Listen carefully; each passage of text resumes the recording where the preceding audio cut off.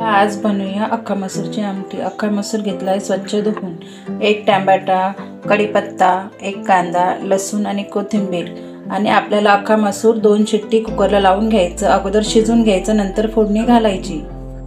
चला बनवूया अख्खा मसूरची आमटी। एक पळी तेल टाकायचं आहे। तेल तापल्यानंतर जिरं टाकायचं,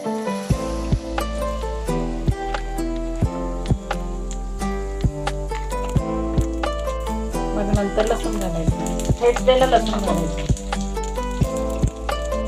मग नंतर कढीपत्ता घालायचा, मग कांदा घालायचा आणि चांगलं परतवून घ्यायचं।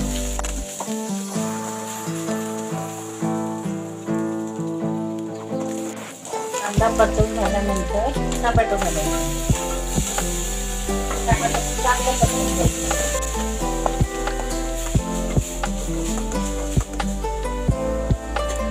आता आपल्याला त्याच्यात मीठ घालायचं, 1 चमचा मीठ चवीनुसार, हळद घालायची आहे अर्धा चमचा धने पावडर आणि 1 चमचा घरगुती मसाला आणि चांगलं परतवून घ्यायचं।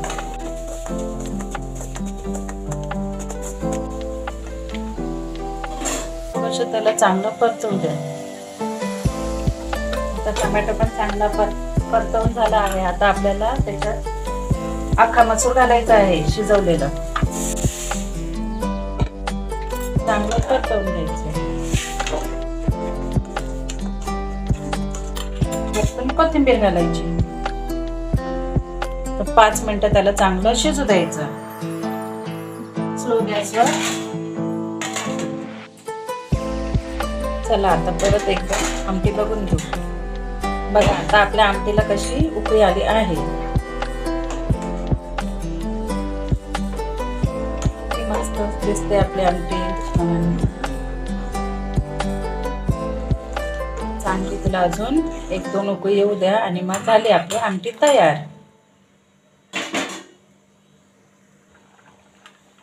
बघा आता तयार झाली आपली आमटी।